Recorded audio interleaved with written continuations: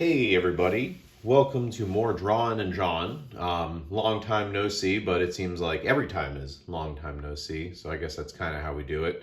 I think, it's just easier for me to just kind of do this sporadically as I'm working on things and kind of get in a flow to, be able to comfortably record and share things without, but anyway, I got a few things here for you.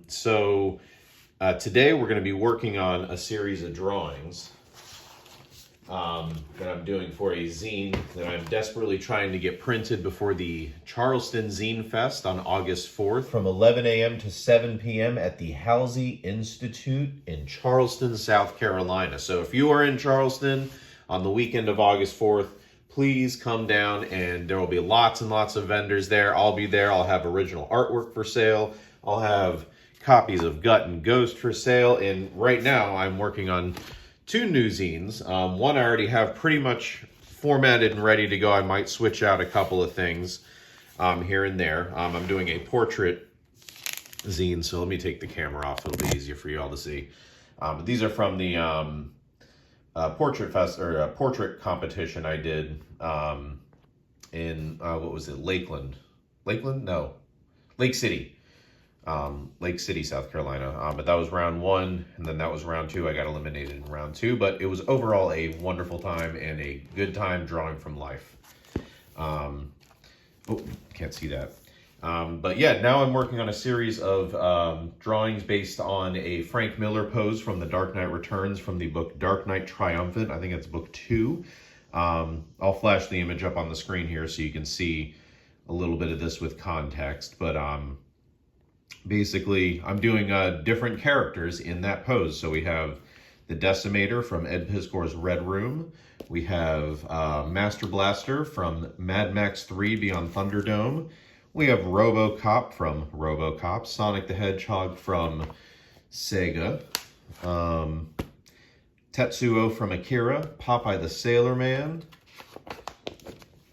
And then, that is a comic I did, 24-hour comic for the K-Fam Sunday Teenage Mutant Ninja Turtles book that we just put out, actually. I'll put a link to the download if you would like a free copy of that. There's like over 30 one-page comics that loosely tie together in a narrative. Mine is called Sewer Slice, and it is loosely based on the scene from the first movie where they have Domino's Pizza delivered to the sewer.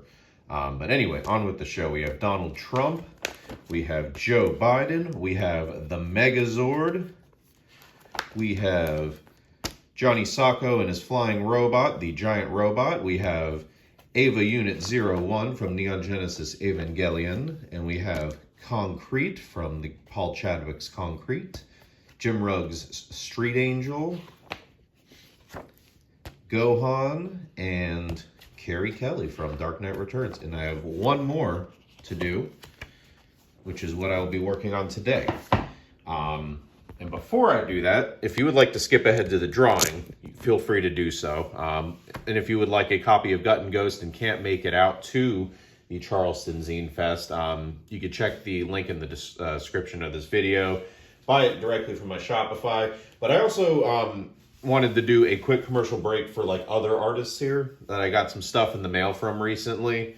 The first one here is one of the first artists that reached out to me on social media for collaboration, and we formed a really good relationship. Is Kurt Brugel, him and his buddy Jake Jacobs over on the Turbo Pit Fighter YouTube channel, where they document the making of their comic here, Turbo Pit Fighter. They just put out teaser number 2, which is a continuation of teaser number 1. This was a joy. I'm going to just show you a few pages of teaser number 1. I haven't read teaser number 2 yet. I will be doing so this week because I will be talking to Kurt soon. I've been on his podcast a few times before. So go check out his channel. But yeah, look at this. It's basically post-apocalyptic. If you like Fallout, if you like Mad Max, and you like Alita Battle Angel style, just crazy violence and black and this book is so much fun. definitely check out his channel. I think you can buy copies of the teaser from through a website somewhere. I'll find it and I'll put the link in the description. But yeah, looking forward to reading Turbo Teaser number 2. You know, I'll put the tape back on that and I'll just bag that later. The next stuff I got in the mail was from a exchange I did with a artist named Joey Fanoele. I hope it's Joey Fanoele, or it's Joey Fanoele. I'm sorry if I'm pronouncing that wrong, but he sent me copies of Dust. Beautiful, beautiful work. It really reminds me of, I'll be right back. 1 second. I should have got this book. But it reminds me of this book, A Book of Images by William T. Horton and William Butler Yeats. You know, so just kind of these like simple, like kind of landscapes. Like there's a lot more simpler ones in here. Let me see if I can like kind of build up to it. Like obviously the cover one, but yeah, stuff like this, just especially this, like stuff like this is very similar. Like it instantly came to mind when I was looking at Fanoele's, I'm just gonna call him Joe. Joe, can I call you Joe? I'm sorry.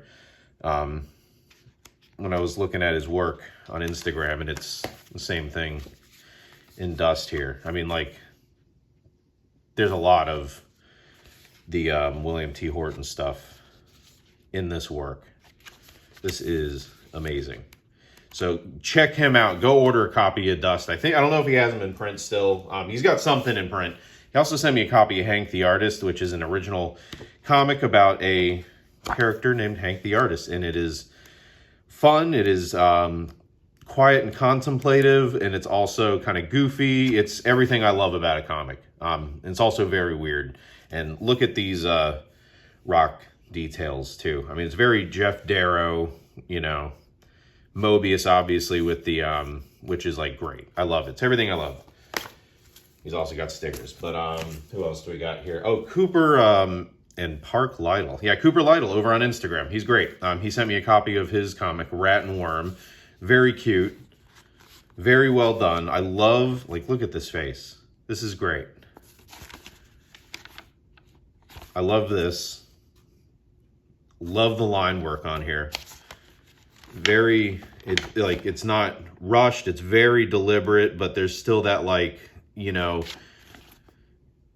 micro movements of the hands that kind of dictate where it's like, it's very hand done. Like, I mean, look at the goat's face on the milk.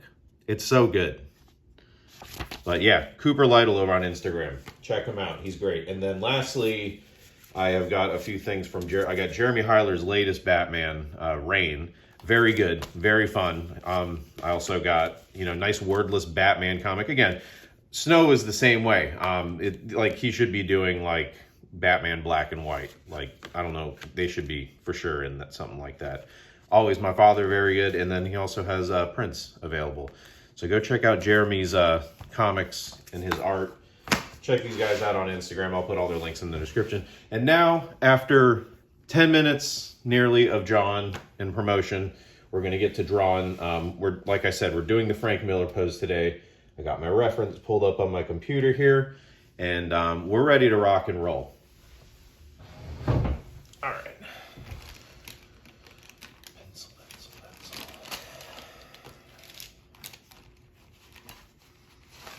All right, I'm looking for my draft pencil. I like to start with that one first. Just because it makes a nice... Oh, it's a heavier pencil, but it's easier to hold up high. What did I do with it? Oh, here it is, behind my computer.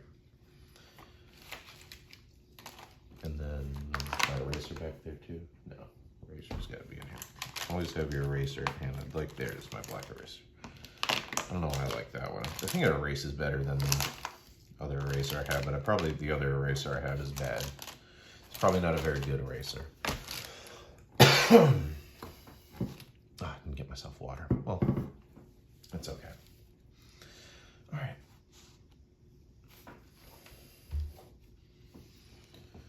So with this pose, again, I'll flash it up on the screen so you know what kind of a shape we're drawing here.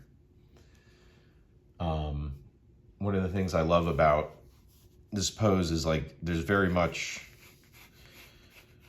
like Frank Miller's, you know, well, we'll talk about it as we do. So I always start with the shoulders, really broad, really beefy, really heavy kind of figure we got here. And we'll just kind of talk through it as we draw. And I like to kind of map out the shoulders, which kind of gives us a little, we can always go back and draw over this. So we're keeping it light. Hold the pencil up high so you get like a lot more kind of movement. I'm kind of pushing more from my elbow too. So it keeps this part of the pencil from moving too much so you don't get too much movement and variation in some of these lines that are going to be very sketchy. You want to be messy, but you don't want to be too messy to where you got to start taking up the eraser because you can't decipher noise from information. That happens to everybody, but there's ways, you know, the more you draw, the more you figure out ways to like kind of avoid stuff like that, or you just start making more confident, deliberate lines even in your sketches, which just goes more towards like being able to see more clearly, which is why not only should you be doing studies of artists you like and stuff like that, but also you should also do studies from life, you know, observation. So whatever you bring from that, you can absolutely bring to the page and to imagination and stuff like that. It's like anything else. But yeah, so now we're going around towards the shoulders here. So he's very much built like the anatomy is very much comic book. You know, you got your oval for a head, kind of your bean-shaped chest, you know, shoulder area, and then like a little oval here. This one's a little strange because it kind of goes down and then back up a little bit, and then it also, like, after the arms kind of goes down like that. Like, it's a really strange pose because it starts to be like, what exactly is he doing with his hips here? What is he doing? You know, it gets a little strange, but I think that's where the charm in it is. And one of the things I like about it is like it's got a real flatness to it. Like, not only does it have like an anatomy and a sense of weight and a sense of like, you know,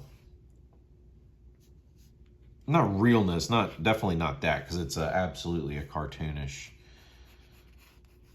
you know, pose or whatever. But you know, there's still information that he used that he gained from like life drawing. I think Frank Miller used models sometimes, maybe, right? I don't know. I think I've heard that, or maybe I just made it up. But I wouldn't be surprised if he did life drawing for things like, oh God, especially Sin City, even though it's like very simplified, but like in order to sell that simplification, you know, need to know exactly how shadow and light work and stuff like that. Or it could just be that Frank Miller was a life drawing hound and just did a bunch of life drawing and can kind of got good enough to where he can kind of do those things off his head. But I don't know. It doesn't matter. I'm just yapping away because this is usually a fun trouble spot for me. This is one of the weirder parts of the pose because you have this arm here and it's bent at the elbow and it gets really wide here because of the forearm and also because it's kind of coming at you. It gets really wide, but then it kind of tapers off because you have the inside of the forearm. And then this comes up to lead to the wrist, which leads to the back of the hand here. And then you kind of have like, I mean, he's so not economical with his lines here because he's got all kinds of like crazy hatch marks around the thumb and the stitching on the glove. I guess that's supposed to be like from the seam of the glove. But the way he does like the fingers is like, you know, just like, oh, they're just kind of these like blocky general shapes. This boom, boom, boom, you know, and then he puts a little bit of stank on it with these like, oh, here's the knuckle, you know, and then all these little teeny tiny, I mean, he puts them in the right spots. So it gives it like a sense of depth and shadow. But this is where, again, all right, I'm going to get lost in the weeds. You just want general shape here with the draft pencil at first. But you see what I'm saying. That like kind of Frank Miller cubist kind of thing he goes for, but it's like very much rooted in this kind of, I mean, it's very Kirby-esque too. You know, very Jack Kirby in here. I don't want to say things like Kirby-esque because that sounds stupid. It's like when people say like, oh, it's Lynchian. You know, but like there's a blockiness to it, similar to how there's a blockiness to like Jack Kirby's figures. And with that too, also like there's a flatness too. Whereas I feel like Frank Miller's figures have a lot more weight. To me, Jack Kirby's figures feel like they're kind of not flat, but they're like, you know, like balloons. Like I feel like they're floating. You know, they're very dynamic and they look great. And especially if you look at Kirby's more like design work, stuff like that, and his like abstract work, you can see kind of more why his figures look the way they do. I think. I don't know. I haven't read a lot of Jack Kirby. I just, you know, probably seen the same amount that like, you know, your average person that's interested in comic books and art and stuff have. But yeah, his figures to me started to make a lot of sense when I saw some of his like abstract work and like collage work and stuff.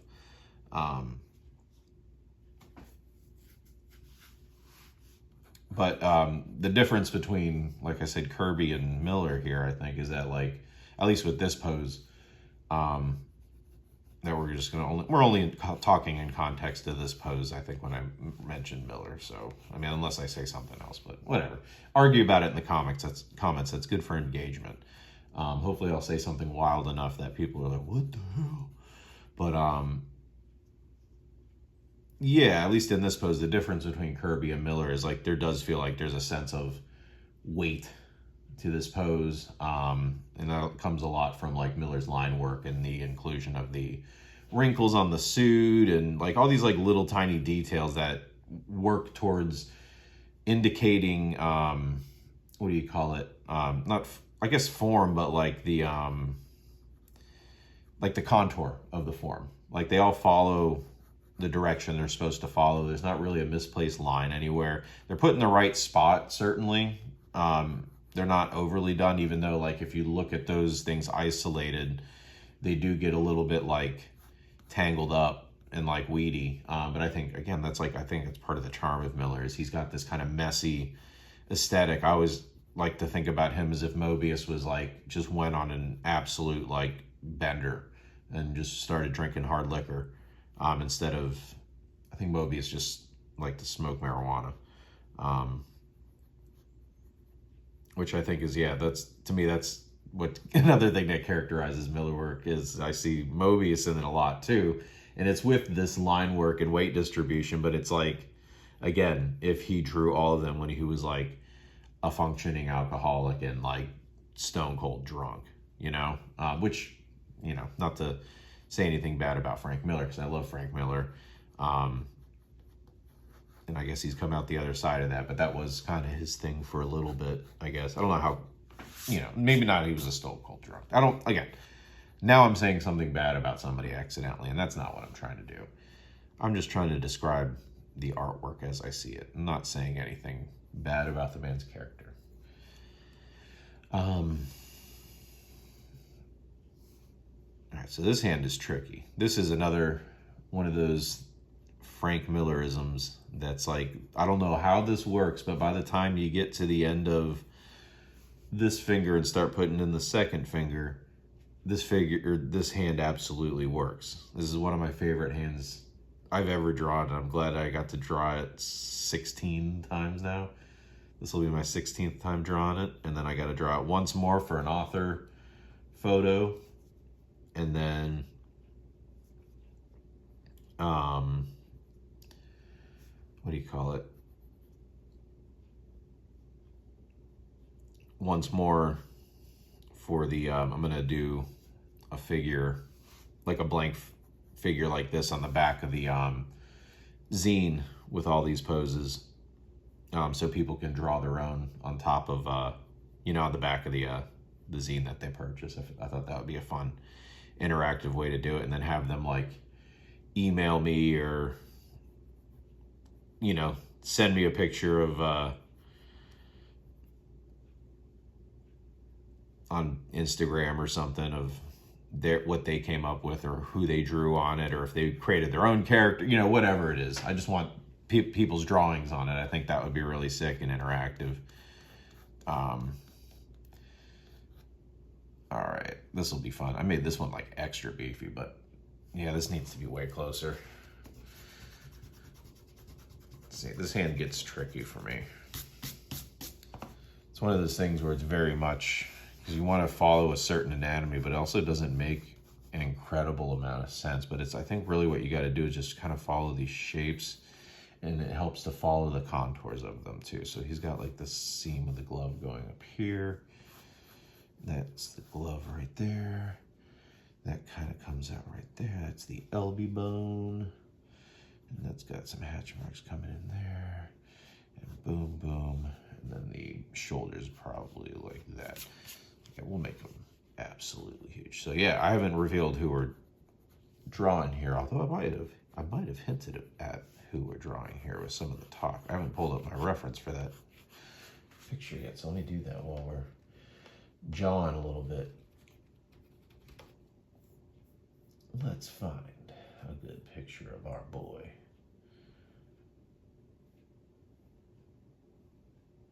Ooh, yeah, actually that would be, let's pull up this one here. It's not necessarily a picture of him, but this is a good picture of him right here. Yeah.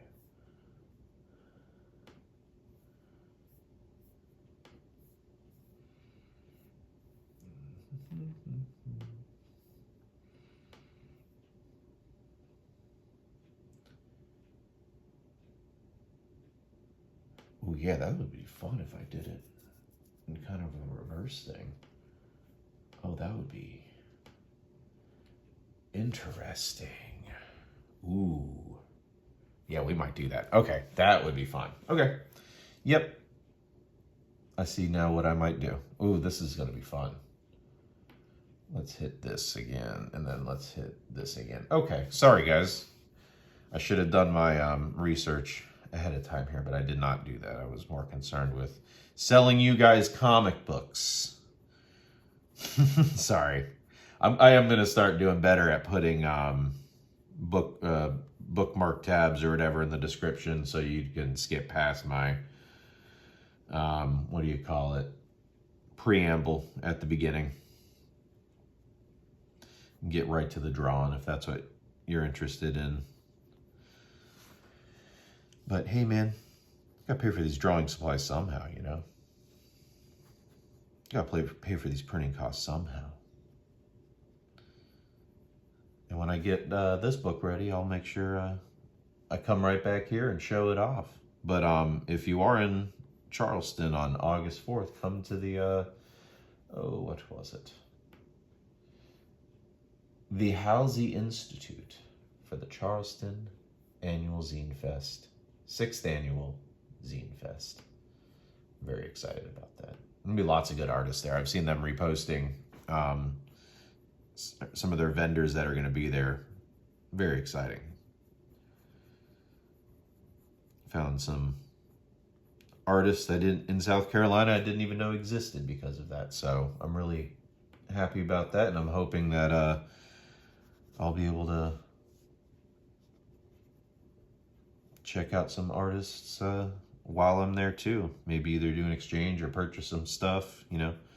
Be nice to purchase some stuff and spread the love a little bit. Everybody likes that.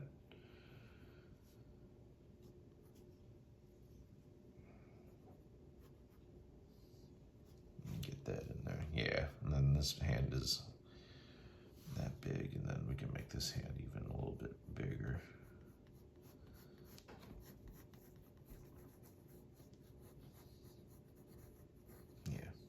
We'll clear that up with the other mechanical pencils. So that's one. So today I'm just going to be doing the process of penciling, and then I'm going to immediately take another video of the inking process. So that way, you kind of get a back-to-back to make up for the commercial. You'll get, you know, 2 videos. I don't know, within however many days I publish them. You gotta let one marinate for a little bit, you know. Let the demand build. But they'll at least be like posted a week apart, I'm sure. Like I'll do one day, and then a week later I'll do the next one. So that way everybody's got time to watch it, share it, purchase some comic books if you need to. You know, all that fun stuff.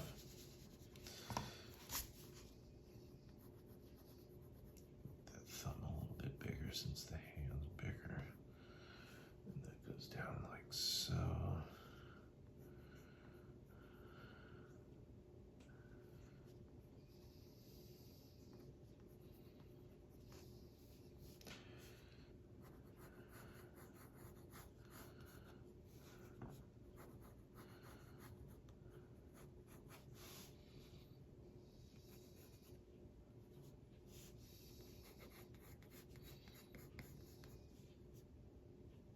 This can actually come up here,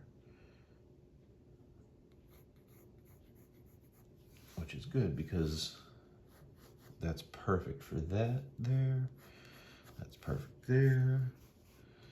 I guess that comes out of there a little bit to make kind of this like leg come down and in to about like there. And we got this bad boy coming on down.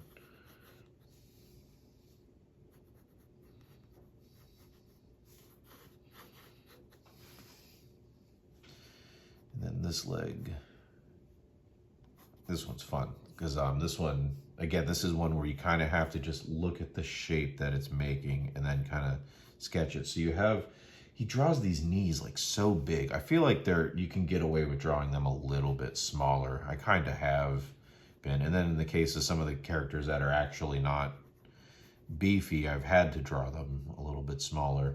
But it's funny to like make those characters a little bit beefy, even though they have like, you got to find it somewhere in the middle, I think. Can't do it exactly one way and exactly the other.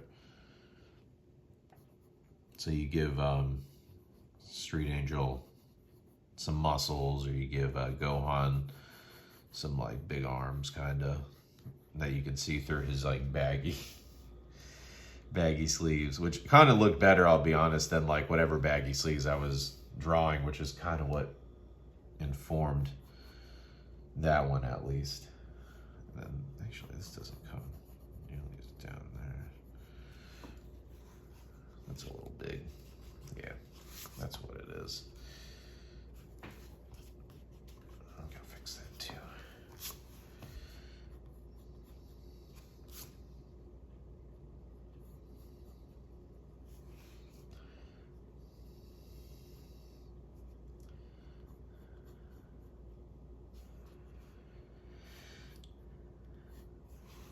And again, it's these simple, not simple shapes, but these weird shapes, but they, how they all kind of fit together is what makes these like figures work. And then, yeah, again with Frank Miller, he just like is able to give them weight and presence. You know, I mean, Jack Kirby had presence too, obviously, but I think the addition of the weight is, you know, especially with like the way he was also writing comics about like, oh, I'm gonna write about gritty stuff, and it was still like cartoonish in its own right, but it was like, you know, it was a different flavor, you know, to what people were accustomed to, I guess, at the time. And I'm talking like about this stuff like I'm some sort of historian, which I'm not. I don't know anything about this stuff other than, I don't know, when I read Frank Miller in high school, that's when I was like, oh man, that's when it like ding turned on for me.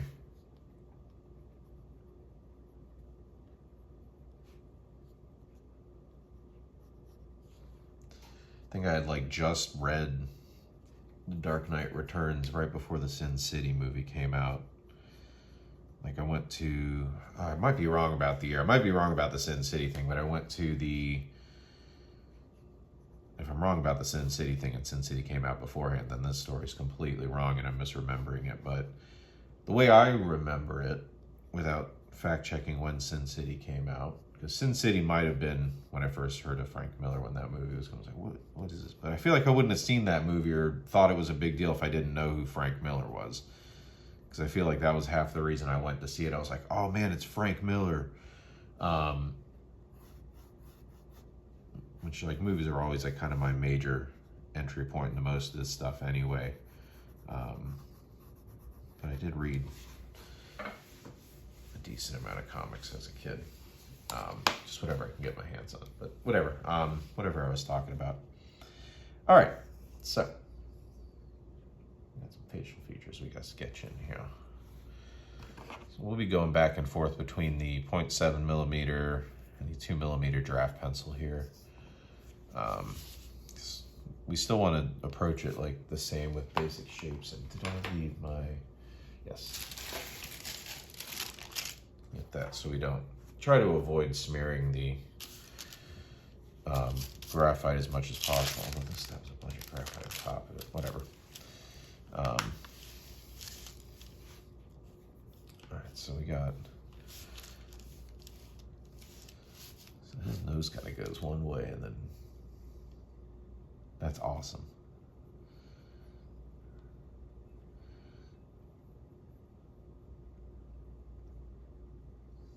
It's not special that big. Very distinct, though it's that crooked nose.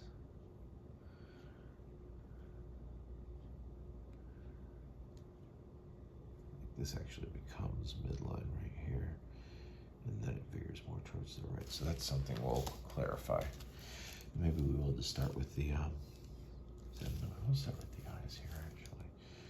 So we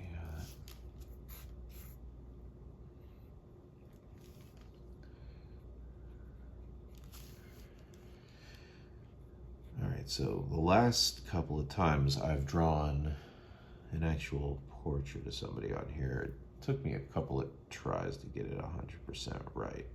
So we're gonna try to, let's see if we can get it the first time. It'll be okay, we got our eraser here. That's what it's for. I think there'll be just a couple of telltale things that'll, like he's got some easy features that'll make it easy to sell who this is, I think. So I'm not super worried about it. It's gonna make him look old. Which again, I'm not saying in any of these descriptions, I'm saying not in disrespect to anybody. These are just thoughts that run through my mind as I am drawing. Do I not have these thoughts? The drawing then does not get done. It's the way that it is. I could be saying or thinking way worse things. Oh, we all could be, couldn't we? So better to have a stream of conscious thought process go through my head here, and then come out with a drawing that maybe, hopefully, is pretty good, you know? But if I weren't saying them out loud, I'd be saying it in my head. But anyway, he's got some distinct features. He's obviously got a hat. And it's not just any type of hat. I don't know what type of hat it is, but it's definitely a type of hat you would picture him wearing. I'm just not a hat guy. I don't know the names of hats. I guess you would call it a fedora, but somebody would be like, it's not a fedora, that's a... Right, you know, to that I say, are you Frank Miller? Do you know about hats? Frank Miller might be the only person. Oh yeah, so hey, if you haven't figured it out, it is Frank Miller. Because I was talking about the hat and I got carried away. But yeah, we're drawing Frank Miller in the pose here. Cat's out of the bag. Didn't mean to speak so soon, but that's okay. Let's kind of indicate dark over here. He's got like a distinct kind of shape to his face a little bit. Those real sunken like cheekbones too.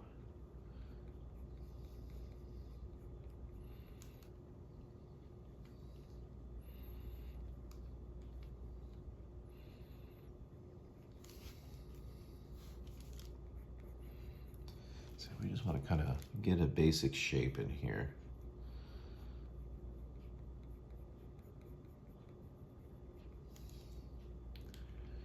We also have beard in here too, so we got, just allow for his little Amish style beard and mustache. Little thin-lipped, kind of tough guy smile.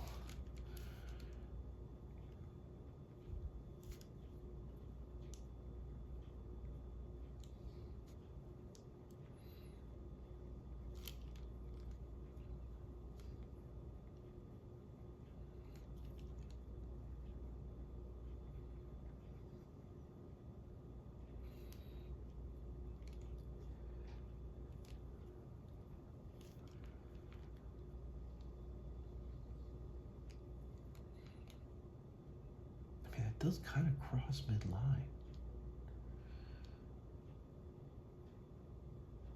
Yeah, I mean, it does. There's no two ways about it.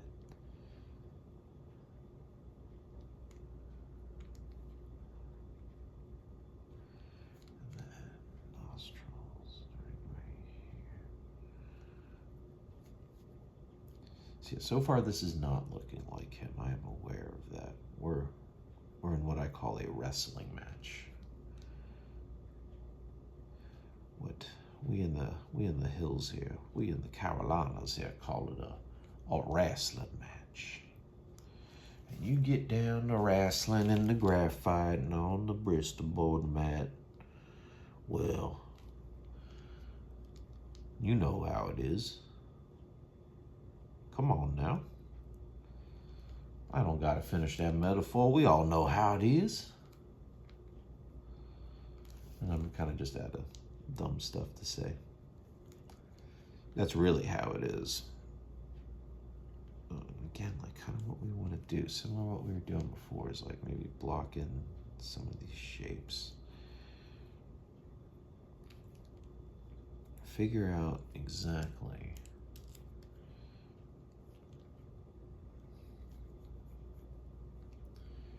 where exactly.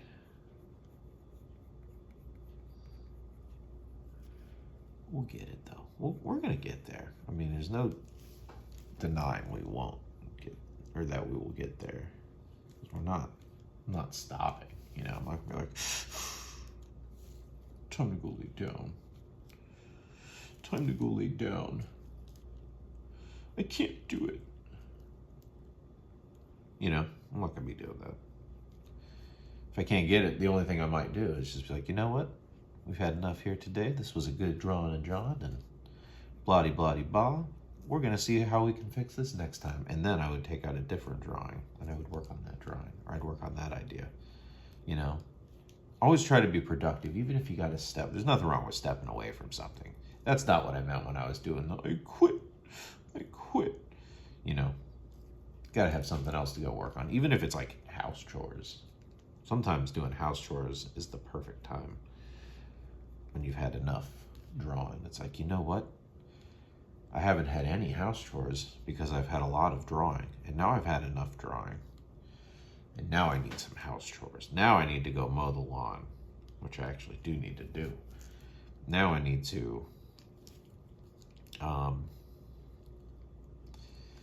scoop the litter box. It hasn't been changed in weeks. Just kidding. I change it and I scoop it regularly for the cat. But you know, you get behind on those things pretty easy. And it's, if you kind of approach that in the same mindset you approach sitting down and drawing, because it's both work. One work we like to do, one work we're maybe not so fond of, but there's still a process to that. And I think in process there can be not necessarily joy. Ooh, I made his eyes staring in two different directions. But you know what? We're just going to color over that. And we'll figure that out later. Because his eyes are mostly in shadow here. And we have like light shadow on this side. It's not too heavy. Not as heavy duty shadow.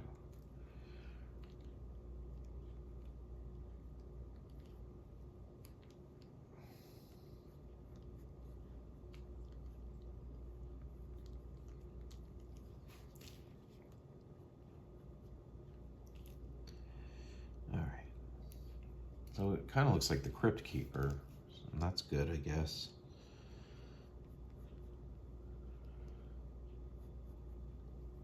Hey man, we're all gonna get old one day. I'm sure somebody's gonna call me the Crypt Keeper, so I don't mean any of this in disrespect.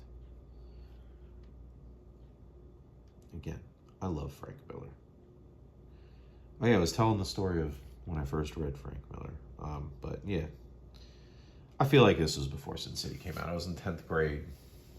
And I think it was between the summer of 10th and 11th grade. That was a good summer for me, actually. Yeah, thinking about that, that was a really great summer for me. I was doing the, what do you call it? You could take a college class at the community college. And, you know, I was doing that at the time. And one of the guys in my class. I obviously did bad in the class because once you started it, you're like, oh, it's summertime actually, and I don't want to do this. But I would still go to the class, and I'd kind of like, I'd just be a body there. I wasn't really doing good work or whatever, which kind of mostly continued throughout college in classes that weren't drawing oriented. There were a couple I kind of got into and I had more or less enjoyed, but that's neither here nor there. But anyway, I made a friend in the class who was a little bit older than me, who was actually in college, and he had turned out gone to the same high school that I was going to, and we were both riding the bus, and the bus took us to the West Regional Library, Broward County Library, like the terminal there, where we both got off. It took us to West Regional Broward County Library.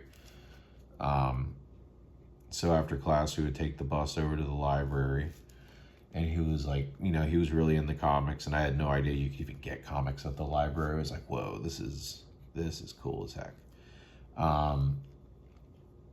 And he was telling me like, oh man, you haven't read The Dark Knight Returns and Batman Year One? I was like, no, I've never, I've only ever grabbed like comics here and there as I was allowed to browse through like, the back issue bin at the comic book store, and it was never, I was looking for this specific thing, or I didn't, I never subscribed to comic books except for, I was allowed to get a Marvel subscription to Amazing Spider-Man for my birthday in like the early 2000s. So I got a handful of the J. Michael Straczynski, John Romita Jr.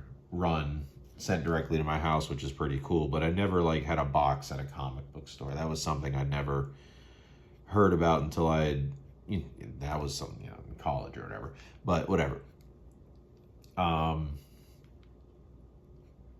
So yeah, he was like, oh man, dude, take these home. Like, you gotta borrow these from the library. So I borrowed both Dark Knight Returns and Batman Year One, and I read them so fast. They were easily one of my favorite things. I had, like, if somebody was like, what's your favorite book? Like, Dark Knight Returns. Dark Knight Returns. And I was all about it in 11th grade. I was like, yeah, when I was in art class, that was like everything. I was like, yeah, pull up some Frank Miller. That's what I'm all about now. I think the problem here is this doesn't come out wide enough. And then the beard comes here. It's a white beard, so we don't want to do too much line work on the beard.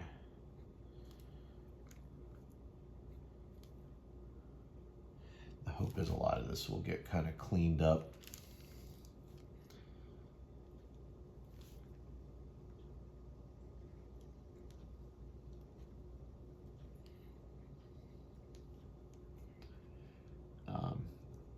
But yeah, I read Frank Miller that summer. That was really good. That was a good summer though. Between that, I think IFC had just started like a channel on TV. So like I saw so many movies that summer. I saw Pulp Fiction. I saw Ghost World. Clerks. I think that was the first time I saw Clerks. That was back when IFC didn't have commercials, and it was like they would show movies completely uncut without commercials and stuff. And then I think one of the movie theaters by my house was doing like Friday night, like throwback movies. So I also saw, they did that for a couple of summers in a row, I think. I can't remember exactly what I saw that summer, but I saw things like, Wayne's World in the theater. Then I saw The Goonies, Pulp Fiction. I mean, it was like literally like all the same movies. I was like, not the same movies, but like some of the same movies I was like watching on IFC at the time. But yeah, summer between 10th and 11th grade was a magical time.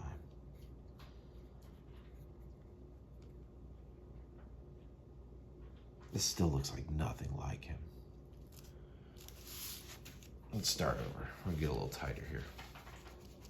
So you never want to push too far forward. It's always okay, especially in pencil, to just go back a little bit. We're not committed to anything yet. We haven't put down any ink. Oh, am I doing this in 4K? That would be absolutely silly. I probably am. Well. Oh well. We're gonna try to do this real fast with the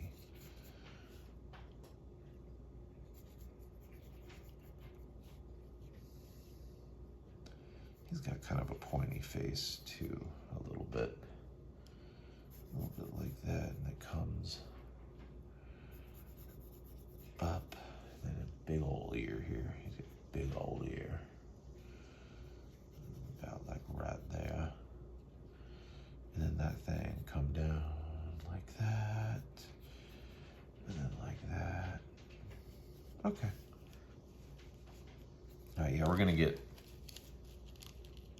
these pencils done. It's this face that always,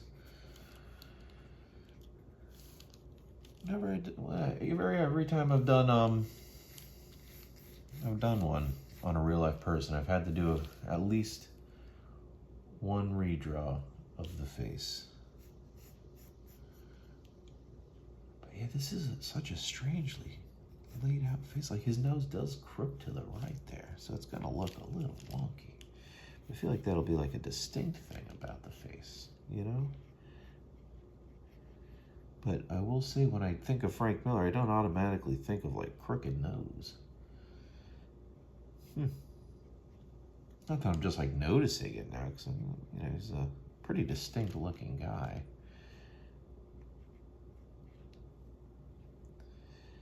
Usually you can get it like in the eyes too, but I don't know if I'm nailing that.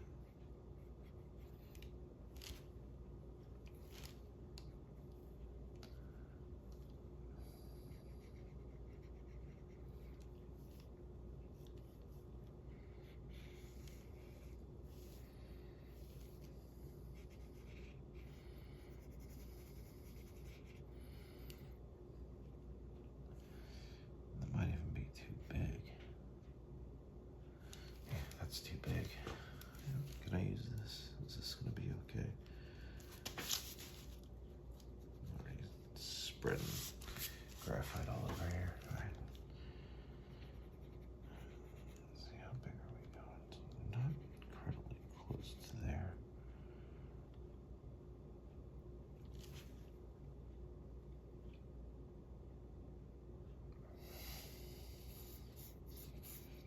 It's got to be like that.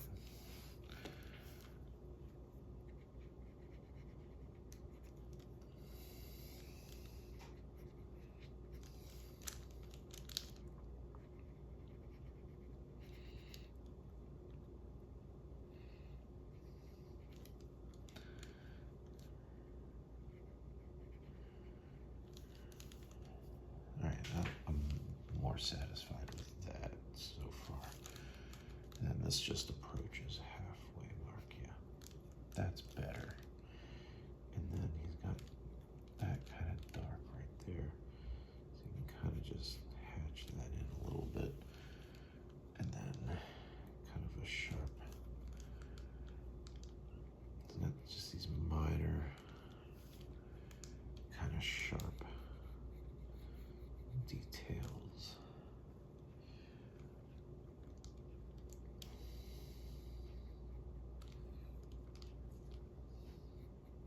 So far it looks like I'm trying to make him look really handsome, but it's kind of just what's happening here. Again, it's too early to say, start it over. You gotta see it through for a little bit. You gotta see where it takes you. It's like when I was drawing that hand. You know, you gotta, too early to tell if it looks bad or if it looks weird, because it does look weird. I mean, look at that pose, it's weird. Yeah, just come a little bit below the cheekbone, like right there with the nose. And then this is gonna be nice and low. Not too low though. Like maybe like right there.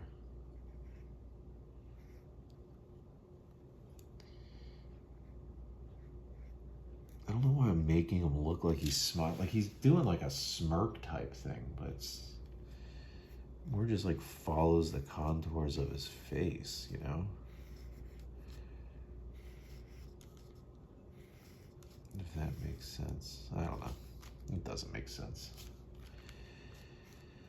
Pay no attention.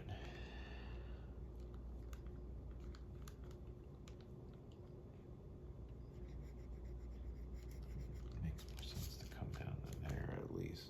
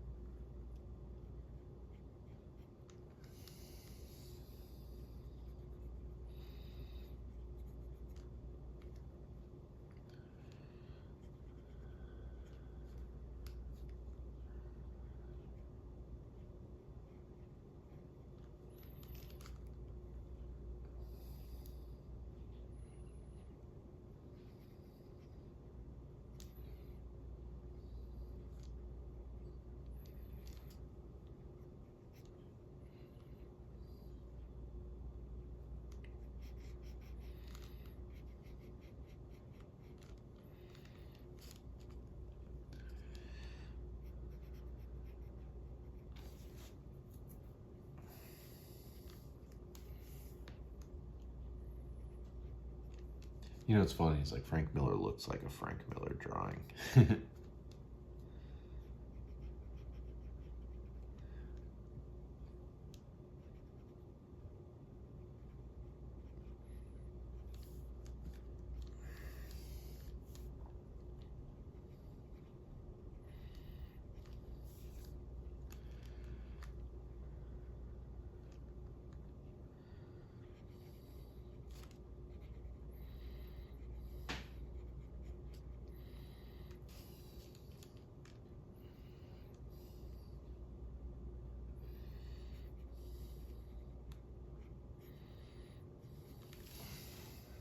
See, now we're getting a little bit too overworked here. I need to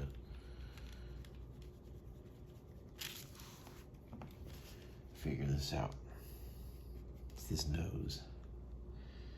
That's what's causing trouble. The nose.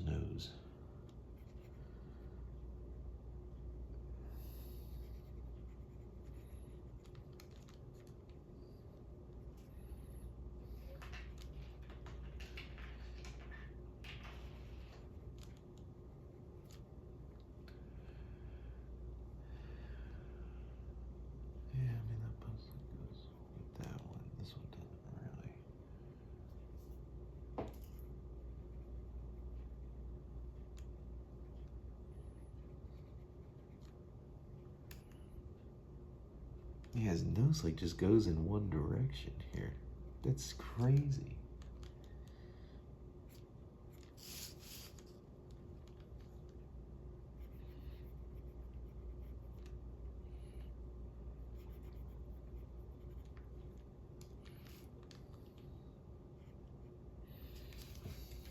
Yeah, that's looking, I'm seeing a little bit of it now. And this needs to come up a little bit more like that.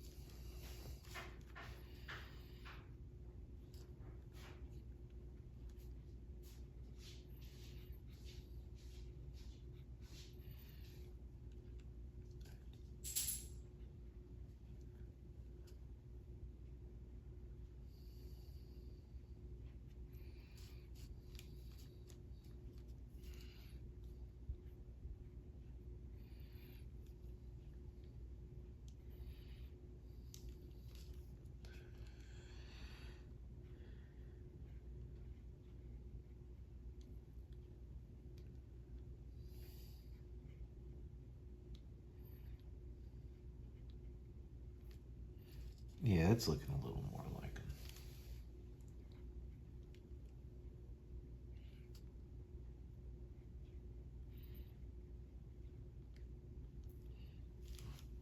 Yeah, I think what it is about that weird smirk is it's also just kind of hidden behind the mustache there.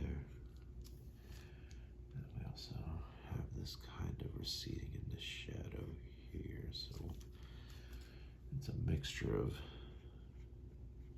beard hair and value on the skin. But it's mostly, I mean, it does recede in the shadow. There's a value on the skin that does kind of bring it back. Okay, yeah, this is looking more like him.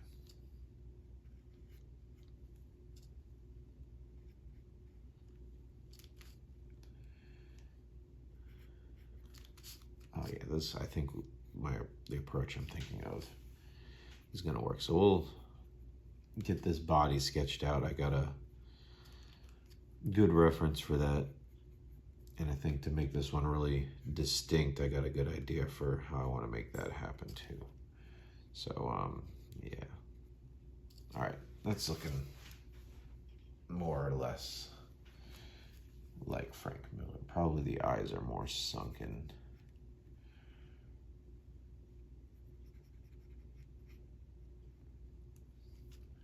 Yeah, I mean, there's definitely needs to be more value behind, like he's got those eyes like in shadow there. Sink them back some more.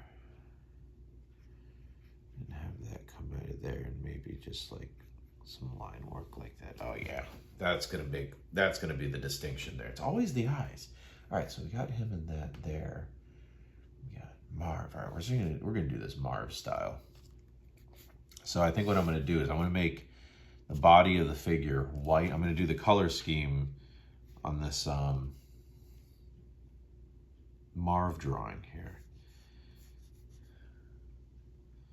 Not color scheme because it's not even a color. It's just the black and white design scheme. So this inside of this shirt is going to be all black here. And then get rid of this here. The actual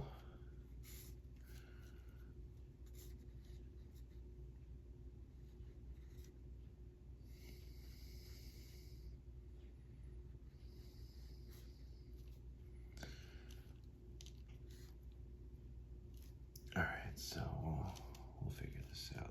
We can just basically go the same like wrinkle pattern that's on it. So we'll reference back to that Dark Knight Returns thing here. And I'll just do our wrinkles as such. Just follow along. Blah de blah. And basically just this is all gonna be black. This is gonna be white. All the wrinkle work is just gonna be that black brush line work or black marker work, whatever he uses. I'm using a brush. And then, so that way it kind of marries the two things I like about this pose. This is kind of like flat cubist, whatever it is, however you want to describe it. But there's elements of that in his later work from like Sin City and stuff too. So yeah, it'll be a good melding between the two, and it'll make this figure look that much more distinct by having the black background, white figure. Since the book is about Frank Miller, he probably should look the most distinct. Has he got his sleeves up in this one? He does, okay. That's perfect. So there's a ton of wrinkles here, which means we can have his sleeves all the way up. Oh, I love that. And then we'll make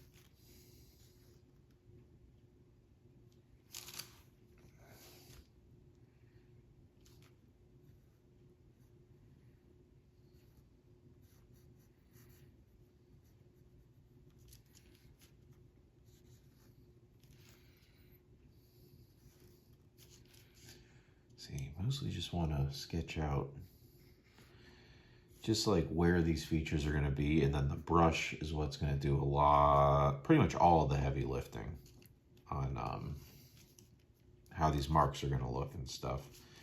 But you just kind of want to, again, you're looking for contour, you're looking for, let me just move this to the other side of the screen. What am I doing? You're looking for direction, you're looking for, you know, all kinds of stuff. This is great. Yeah, I love it.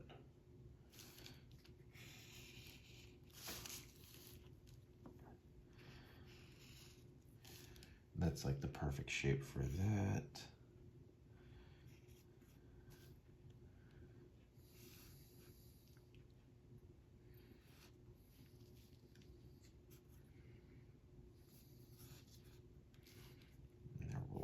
Too. So this is gonna have a bunch of the wrinkle lines on here as well, and then this is more or less gonna be receding in the shadow, but we're gonna need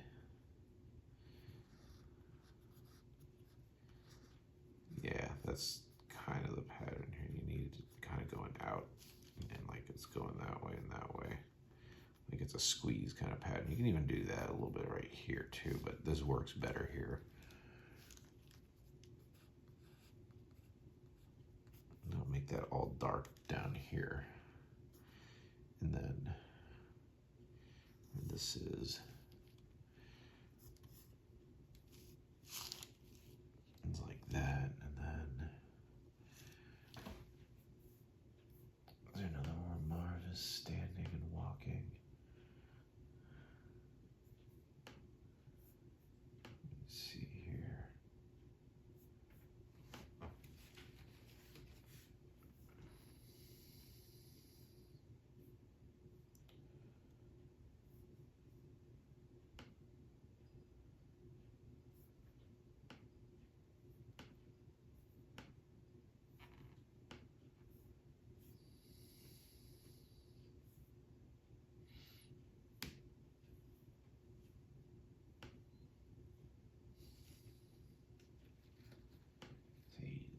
Legs in the black.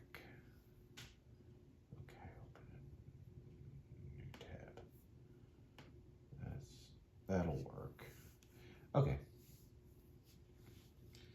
Just want to know how I handle that. Go back over here. That'll be fine. Yeah, I know what to do.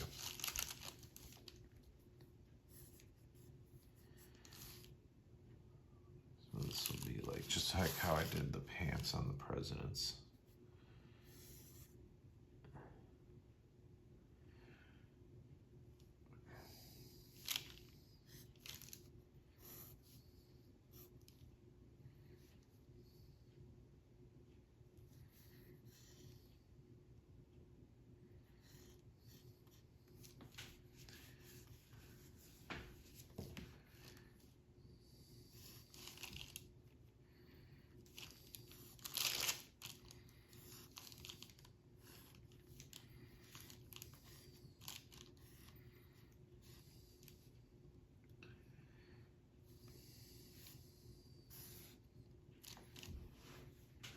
Yeah, that looks pretty good.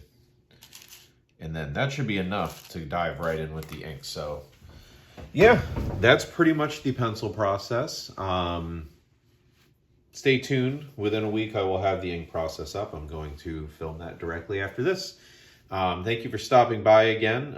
Again, check the links, or check the description for all the links for all the different comic books I was talking about. You got Jeremy Hyler, Cooper Lytle, Joey Fanoele, and Kurt Brugel and Jake Jacobs.